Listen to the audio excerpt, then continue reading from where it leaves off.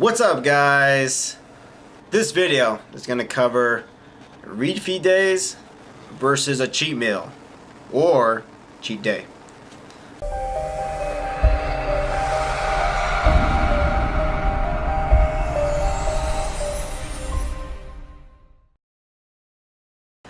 Alright guys, so let's go over a refeed day. Now, a refeed day is to replenish your carb intake or levels within your body. Alright, so, and what I mean by that is it's for people that have either a low carb nutrition plan they're following, and they're cutting and they're at the point where their carb levels are fairly low.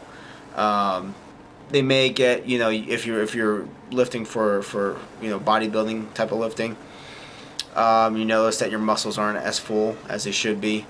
That's when you know you need a refeed day. Okay.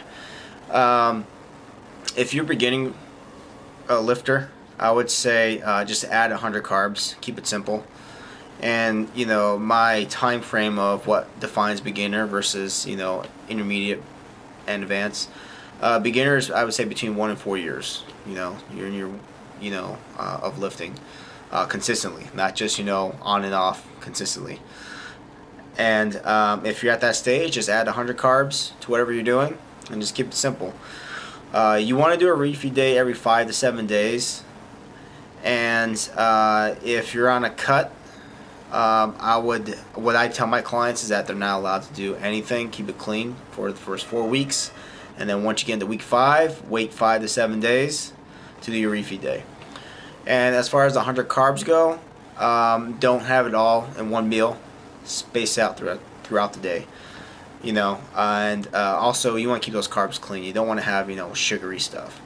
If you're only having, let's say, a cup of rice a day, add another cup to that. Fill up, get your muscles filled back up, and again, just refeed your body into what it needs and what it's used to. And that sort of tricks your body into thinking, okay, I'm not starving my body, or I'm not going to starvation mode, so I can minimize how much fat I need to store. Alright, and go back to fat burning. If you're an intermediate lifter, meaning if you've been lifting between probably 4 and I would say 7 or so years, even 8, between 4 and 8 years, I would say you're pretty much intermediate lifter. I would say definitely bump it back up to your normal carb intake. However, the trick is definitely don't go past 20% of your daily calorie intake. And what I mean by that is that, let's say you're on a 2,000 calorie daily intake. Don't go past 20% of that would be 400. So don't go past 2,400 calories for that day. If however the math works out, if your carbs need to be higher than 20%, then what you do is you lower your protein levels or protein macros in order to not go past that 20% range. Between 10 and 20%, you would know, once you do it, how your body's gonna react to it and how often you need to do it. I generally just 5 to 7 days. Some people say once a week. Some people say once every 4 days. Everybody is different. I do mine probably maybe once every 7 days, I would say.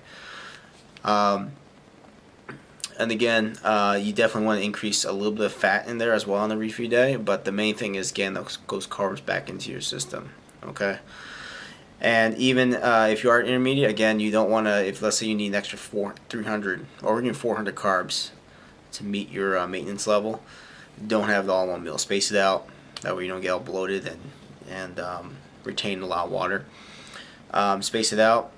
Just act like you're in maintenance mode for that day, if you will.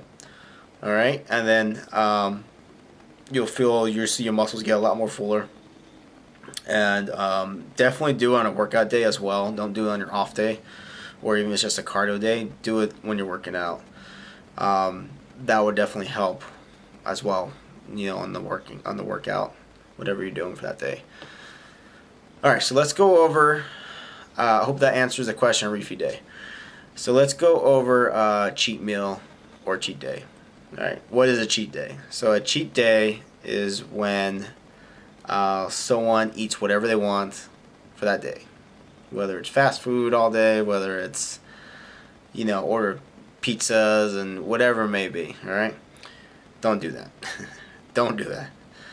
Alright? What most of my clients are beginners, so I allow them a cheat meal. Okay, not a cheat day, a cheat meal. Difference is you substitute one of your meals, breakfast, lunch, or dinner, for, let's just say it's lunch.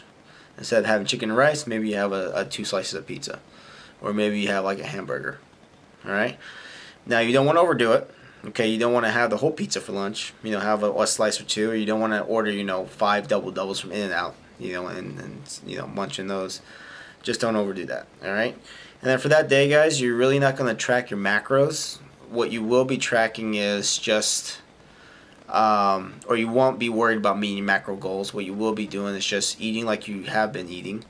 And then you should substitute one of those meals for that cheat meal.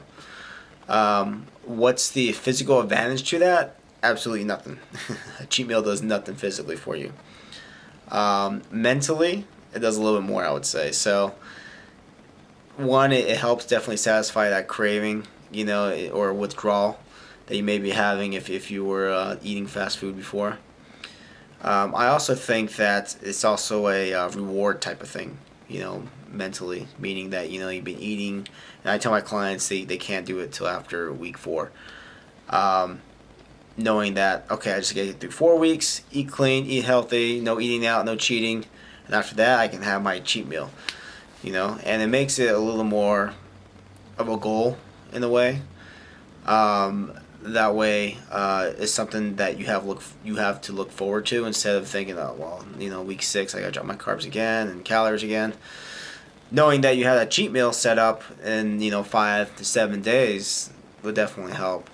And for the most part, you want to do that cheat meal on the day you work out.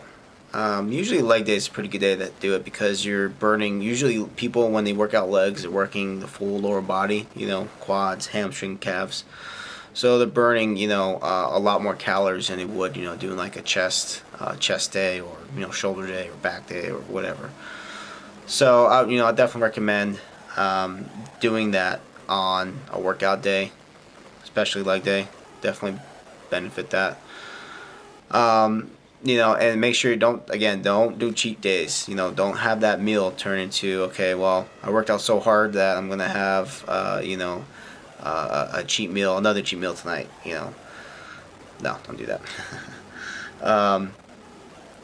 But anyway, guys, I think that most of my clients are beginners, and from what I know of them is that, obviously you don't reach out to a trainer or, a nutritionist unless you get to the point where you need help, whether it's some type of health issue or some type of just, personal fulfillment issue that you want to, better improve yourself. So having that reward of eating clean for the last 4 weeks, looking forward to that cheat meal definitely helps, continue on the path of, if it's an 8-week, 12-week, 15-week, 20-week cut, or weight loss.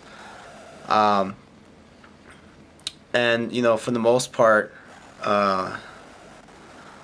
what I'm gonna do is that this is week 5, day 3 of my cut, and my carb levels are fairly still high. I would say they're definitely below maintenance level. Probably 100 to 120 grams of carbs below maintenance level I should be having. However, though, my body, I'm still the same weight, and I have lost half an inch off my waist, so my body is burning fat. It's not, I'm not retaining, my body is going through a change, I should say. So even though I'm the same weight, again, the scale is one tool I use to measure, the success of what I'm doing and to reach my goals. So what I'm going to do is a cheat meal.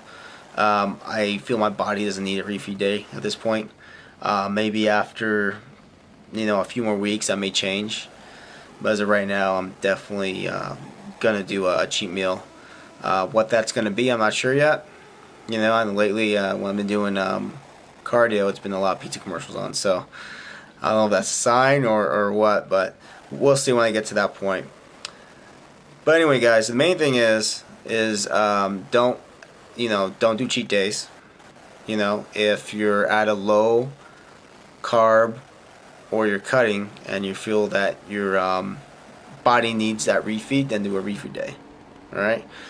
If you're a beginner and you're not sure what to do and you're doing this all on your own, I would say do the cheat meal.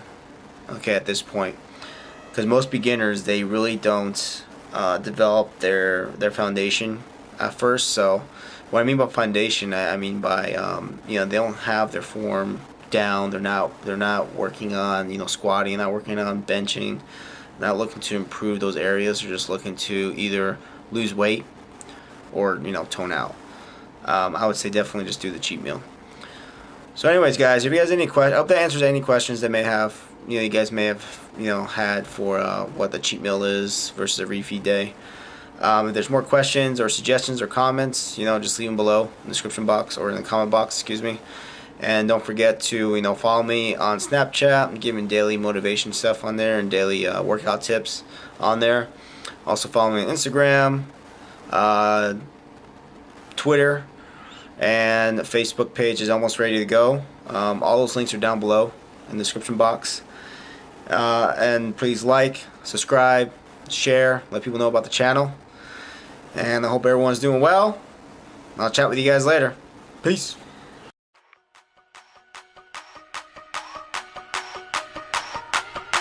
Okay, it's rap pack to my pulse flat. We keep it real, no false rap. I got 4 cars and they all black. Got 4 bras and they all that. We call that ballin'. Doing this is my calling. Flow is so